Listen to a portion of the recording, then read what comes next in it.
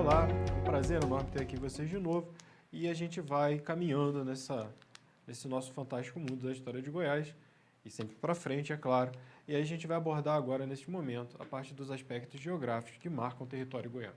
Bem, a primeira coisa que eu tenho para falar para vocês é que o relevo de Goiás, ele basicamente tem superfície aplainada, talhada em rochas cristalinas. Então, assim, você tem em Goiás planícies, você tem planalto em Goiás e você tem assim um relevo que ele não é aplanado, quer dizer que ele não tem grandes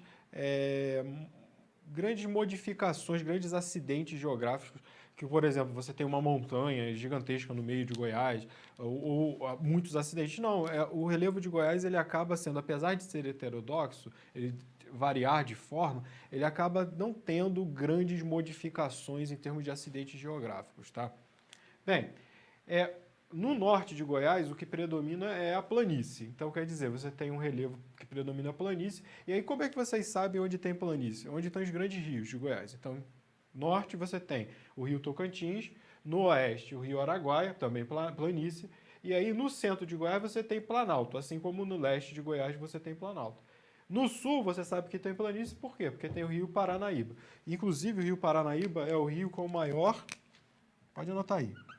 A gente não está falando de economia especificamente, mas não custa nada já adiantar, que é o rio com maior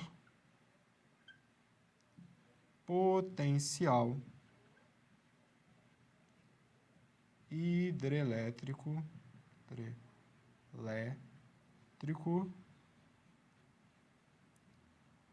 de Goiás.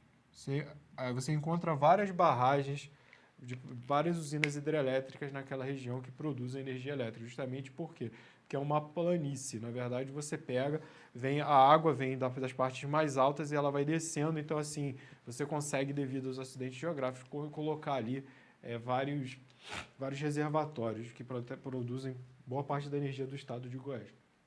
Qual é a altitude média dos planaltos em Goiás? Ela varia de 300 a 900 metros de altitude. Isso mostra também, mais uma vez, que o relevo de Goiás ele não é um relevo acidentadíssimo e tal. Então, assim, isso não tem nem pico em Goiás, para vocês terem noção. Tá? Então, quais são as maiores altitudes? A maior altitude é da Chapada dos Veadeiros, com 1.784 metros. A Serra dos Pirineus, com 1.395 metros, a Serra dos Cristais, com 1.250, e aquela provavelmente que vocês mais conhecem, principalmente aqueles que vão muito para Caldas Novas, que é a Serra de Caldas, com 1.043 metros. Tá? E as menores altitudes, vai destacar, elas se encontram no oeste de Goiás. Tá? Oeste de Goiás, lembrando que o oeste de Goiás é onde está passando principalmente o rio Araguaia. E aí fica claro, vocês veem que o rio Araguaia, por exemplo, na estação seca, ele tende a ficar bem baixinho, fica bem tranquilo para você frequentar. Isso aí tem a ver com o próprio relevo daquela região. Tá? Quais são os perfis de relevo daqui? Basicamente, há o mamelão, que existe em Goiás, mas não é o predominante. É um tipo de relevo muito característico da Mata Atlântica, que também é conhecida como mares e morros, mata de mares e morros. E você vê isso muito claramente em avião. Quando você está indo de Goiás, por exemplo, para o Rio de Janeiro ou para São Paulo, para regiões de Mata Atlântica, você vê muito o mamelão, sendo o principal tipo de relevo. O platô, que é aquele relevo típico de planalto, né, no caso, e é o que predomina aqui em Goiás, e aí as chapadas, por exemplo, quando você está indo para Caldas Novas na estrada, você vê nitidamente um platô, tá? E aí é o que mais existe aqui em Goiás, e o pico, que é simplesmente inexistente aqui em Goiás. Não existe esse tipo de relevo aqui em Goiás, tá? Isso aí é próprio do próprio desgaste e acaba virando, no final das contas, um platô também, tá? Que ocorre de acordo com as intempéries, com o tempo, etc.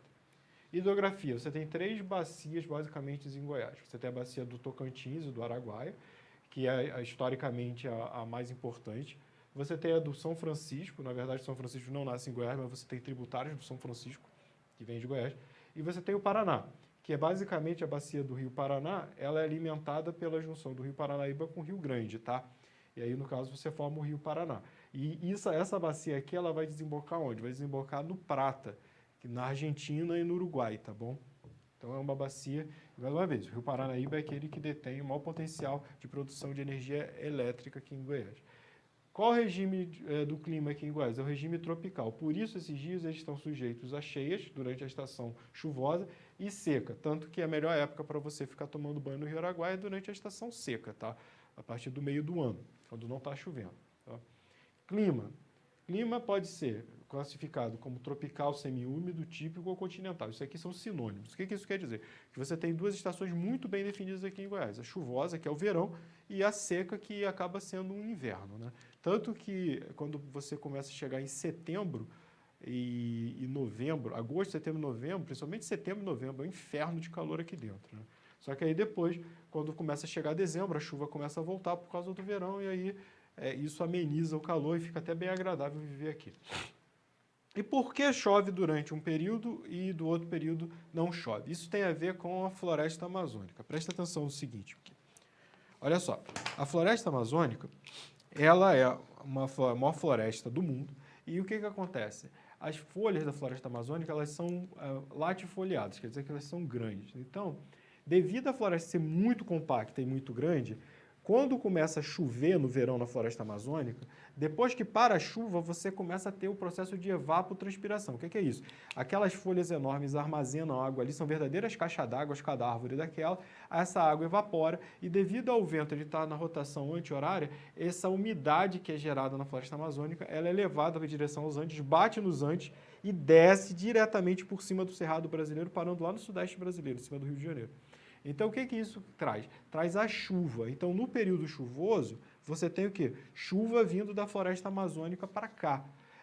Por isso, é um péssimo negócio você desmatar a Amazônia, porque ao você desmatar a Amazônia, você vai gerar um problemaço, você vai diminuir a capacidade de evaporação da floresta, porque ela vai estar desaparecendo, como devido à eliminação de árvores, e aí você pode fazer com que a massa de ar que traz essa chuva para cá, que se chama massa equatorial continental, MEC, ela não tem a força suficiente para penetrar no centro-oeste brasileiro, transformando isso daqui num verdadeiro deserto. Porque caso não haja essa umidade produzida na Amazônia durante o verão para trazer chuva para cá, isso aqui vira um deserto, porque você vai ter basicamente duas estações secas aqui. Uma estação seca no verão e uma estação seca no inverno. Mas, felizmente, eu espero que o agronegócio não avance sobre a Amazônia. Já que ele quer devastar o Cerrado, e aí está difícil controlar, até porque você já tem a demarcação do Mato-Piba. O que é o Mato-Piba? É as áreas de cerrado do Maranhão, do Tocantins, do Piauí, Mato-Piba, e da Bahia, que vão para onde você expande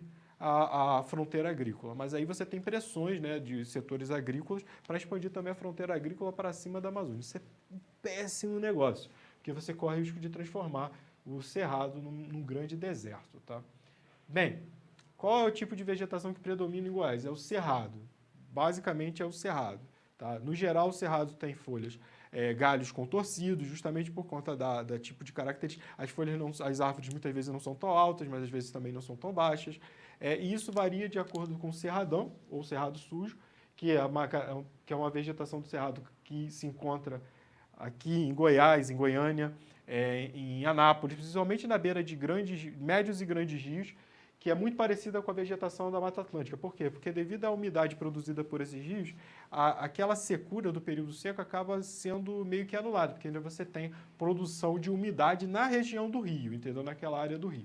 E o cerradinho é o cerrado limpo, que é o que predomina. Por quê? É aquela área que você tem aquelas folhas, aquelas árvores menores com galhos retorcidos, de repente no meio você vê uma árvore maior. Né? Aquela vegetação de cerrado menor, de repente você vê uma árvore maior. Tá? Isso é muito comum quando a gente, por exemplo, está indo para Caldas Novas. Você consegue ver isso na área que já não foi toda devastada por conta do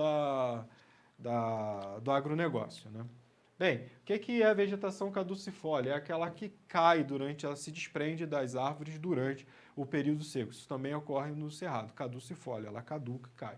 E xeromorfismo, isso já foi muito comentado, porque na prova da Alego caiu. Xeromorfismo quer dizer o seguinte, quer dizer que as árvores elas acabam tendo raízes mais profundas, por quê? Porque durante o período seco elas precisam buscar água onde? No lençol freático, então elas vão lá para o subsolo buscar água para poderem continuar se hidratando, digamos assim. Então, você tem, o xeromorfismo ele é característico das plantas do cerrado, então as plantas do cerrado elas têm características xeromórficas, tá?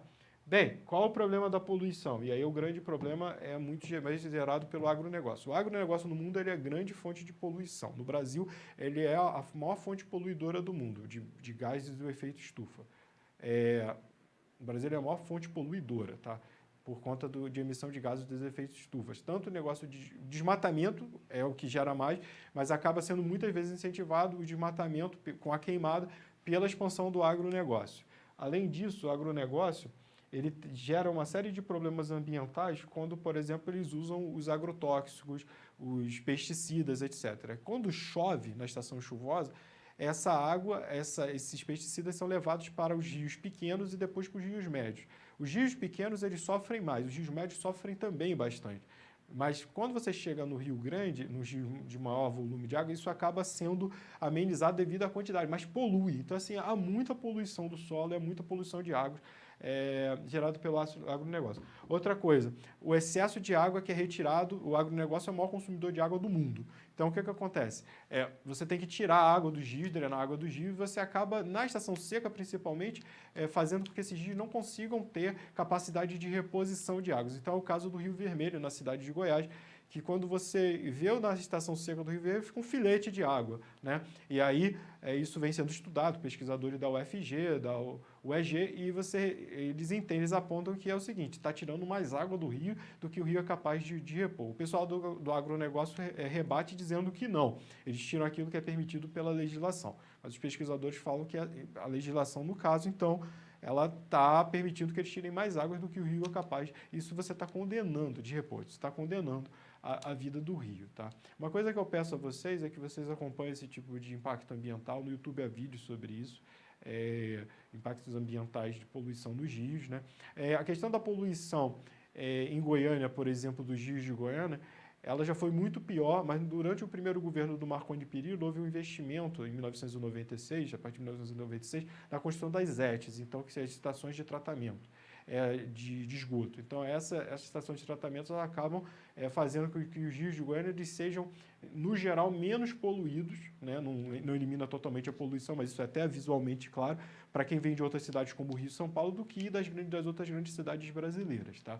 Então, na grande cidade, essa questão é grave, mas não é tão grave quanto, por exemplo, aquela nas áreas rurais, que você tem o agronegócio. O que vem sendo feito para tentar amenizar esse problema e racionalizar também o uso da água, por exemplo, eu já vi em reportagens que você tem nessas grandes fazendas muito investimento em tecnologia. Então, por exemplo, você identifica um determinado quadrante da fazenda que corre risco de ser empesteado por uma determinada praga. Aí, o que eles fazem? Eles só jogam pesticida naquele quadrante.